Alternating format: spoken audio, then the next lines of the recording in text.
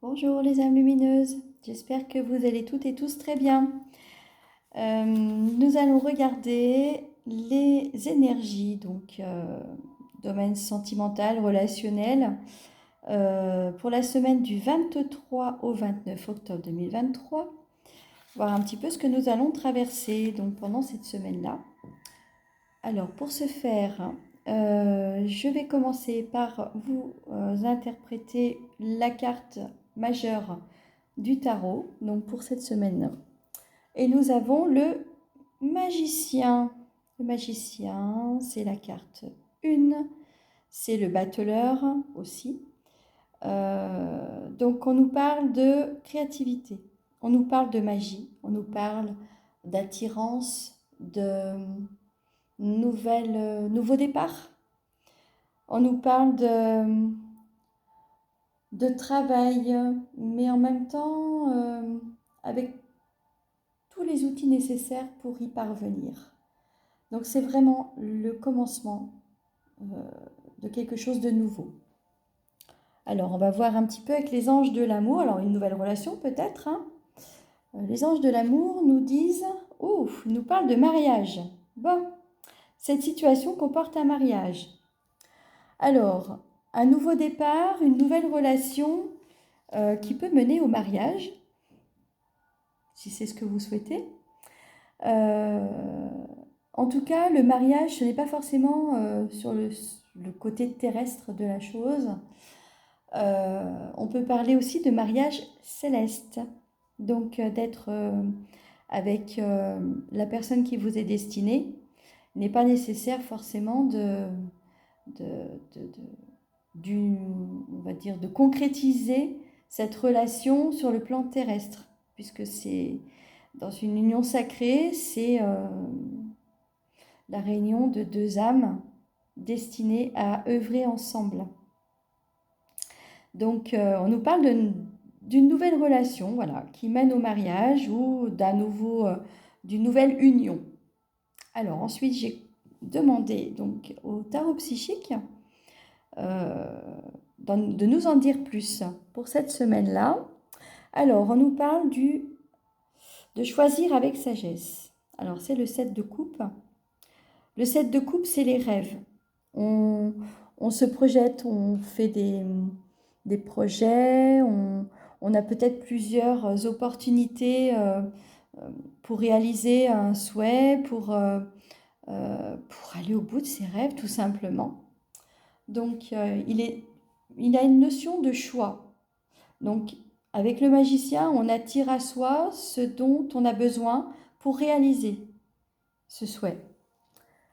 Ensuite, on nous parle de souffrir en silence, avec un 9 d'épée.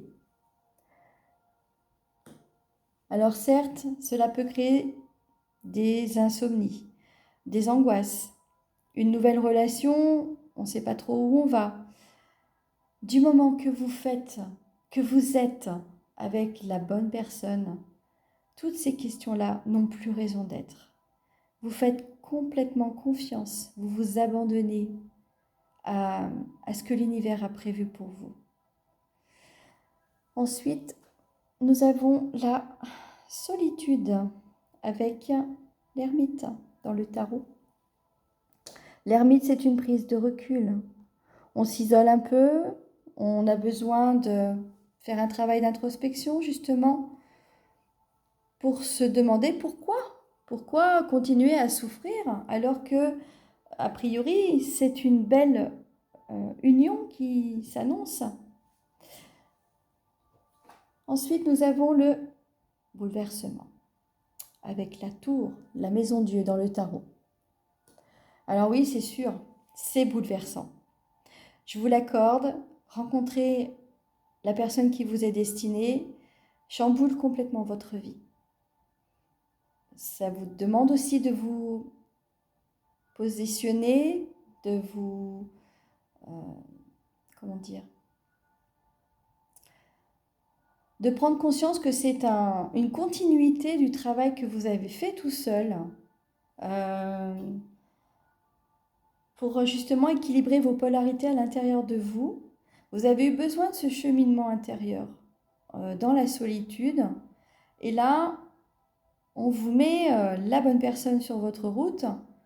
Vous êtes complètement bouleversé à l'intérieur de vous parce que vous ne vous attendez pas du tout à ce genre de ressenti. Mais en même temps, c'est tellement enrichissant qu'il n'y a même pas de choix à faire. C'est votre cœur qui dirige. C'est lui qui vous dit c'est cette personne-là et c'est personne d'autre. Il n'y a pas à se poser de questions. Donc plus de souffrance. Ensuite, voilà, conflit mental, le 2 d'épée. Ça rumine. Ben oui, quand on est dans un travail d'introspection, qu'est-ce qu'on fait? On tourne en boucle une solution. Sauf que c'est le mental qui brode. Mais là, il n'est plus question d'écouter son mental. Il est question d'écouter son cœur, son âme, tout simplement. Et en se recentrant dans cette position-là, il n'y a plus de souffrance, il n'y a plus de conflit intérieur. Il n'y a plus à se poser de questions. On se laisse simplement porter.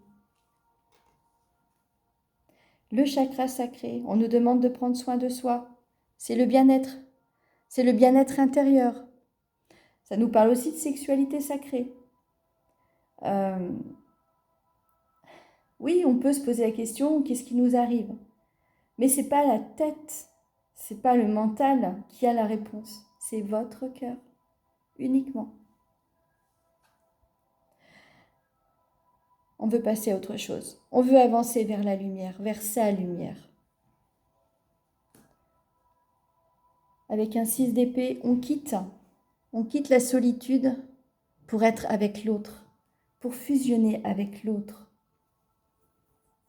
On quitte aussi ce travail d'introspection individuelle dont on a fait le tour en fait. D'où le bouleversement. Conflit, défaite. Avec un 5 d'épée, on nous parle vraiment de conflit intérieur. Entre la tête et le corps, si on ne suit pas ce que le cœur dicte, on va vers quelque chose de beaucoup plus souffrant, en effet. Du moment qu'on fait de la résistance, on se crée des douleurs. Là, on nous demande vraiment de sortir de tout ça, d'aller vers la lumière.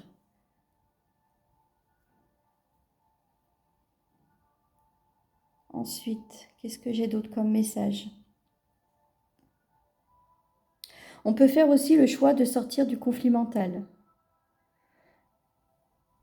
pour aller justement vers ce côté magique de la relation. Au lieu de se faire des entorses au cerveau, on se concentre sur son bien-être. C'est ce qu'on nous demande de faire, se concentrer sur le bien-être, de sortir de la solitude, d'aller à la rencontre des autres, quitte à bousculer complètement sa façon d'être, sa façon de penser aussi, ses croyances sur l'amour.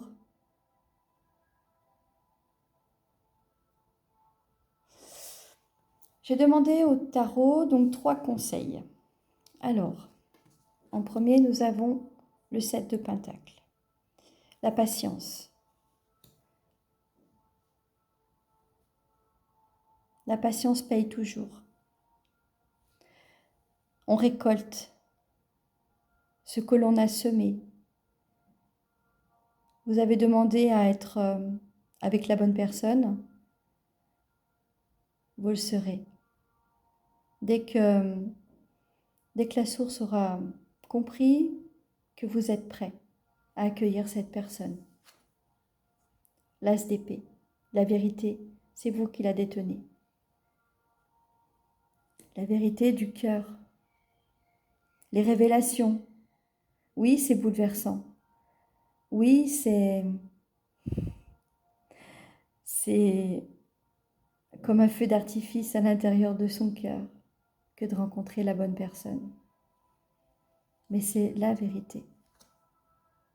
5 de Pentacle. La peur d'être rejeté. La vérité, justement, c'est qu'en étant patient, en étant dans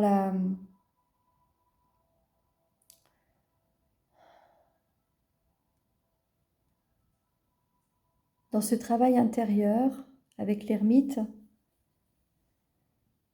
il n'y a pas cette peur de rejet, parce que vous êtes prêt tout simplement.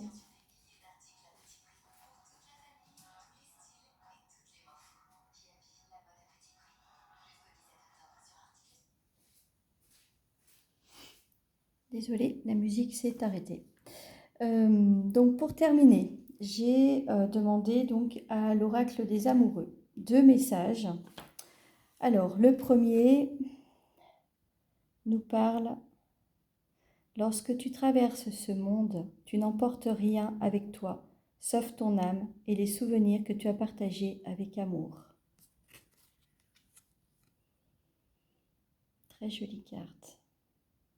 Un cœur avec des ailes. Votre cœur s'envole vers votre autre, vers la personne qui vous est destinée. Et enfin, celle-ci qui est très passionnée. Et pour cause, on nous parle d'union sexuelle. Honorez l'espace de chacun, là où vous êtes une âme éternelle, là où vous trouverez le vrai bonheur. Ce que je vous souhaite de tout mon cœur, d'être avec la bonne personne pour vous, celle qui fait vibrer tout votre être, qui vous fait vous révéler à soi, qui vous renverse complètement, mais pour le mieux.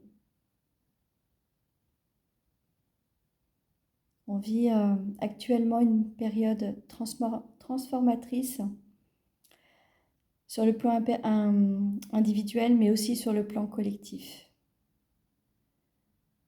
Donc prenez soin de vous, prenez soin de votre autre.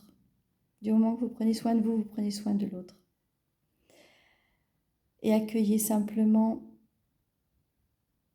ce que vous méritez de recevoir.